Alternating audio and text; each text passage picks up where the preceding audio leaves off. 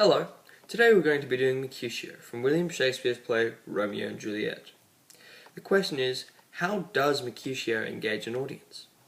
Well, let's find out about Mercutio. Mercutio is Romeo's best friend and his foil. He is both friends with the Capulets and the Montagues, allowing him to get into the party that allowed Romeo and Juliet to meet. He is also the cousin of Paris.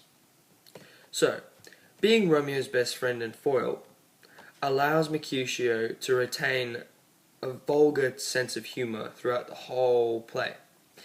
He is a representation of physical love, compared to Romeo's spiritual love, thus making him a foil. Being a character of physical love, this allows Romeo to use a lot of vulgar and crude jokes, such as references to a cut-in-half poppin pear, and loads of jokes about Rosaline's thighs. Now, in depth, what type of character is Mercutio actually? Well, Mercutio is a flat and static character, meaning that he doesn't change throughout the play.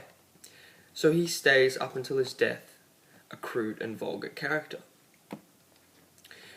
He is also a skeptic of fate. Now this is important because at the time, any character or any person that challenged fate in Elizabethan society was considered strange, not normal, exiled in a way. See, up until his death, and in the context of his death, he's openly skeptical of fate.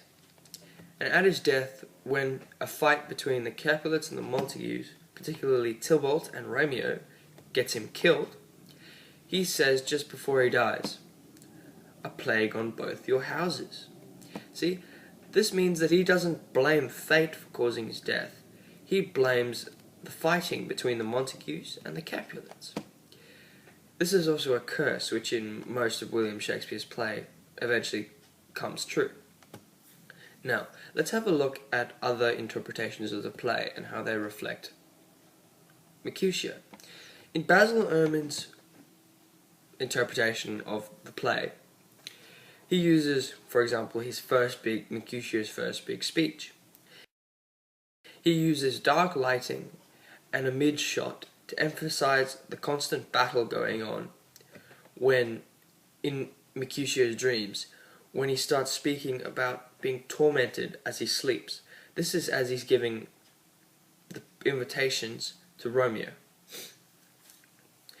Another example of this is at the death scene of Mercutio, when Mercutio is laying on a yellow sand and his dark skin contrasts with the environment around him, thus making him stand out a little bit more from the other inhabitants of Verona. There is also the party, for example, where costuming plays a heavy role in portraying his outrageous character.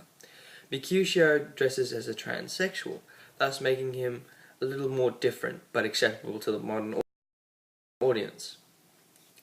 So throughout this whole play, Baz Luhrmann and William Shakespeare have given Mercutio funny jokes and interesting lines to allow the audience to relate.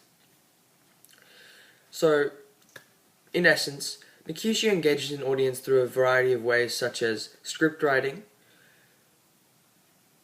costuming, character selection, camera shots, and lighting. Well, I hope this has been helpful, and thank you.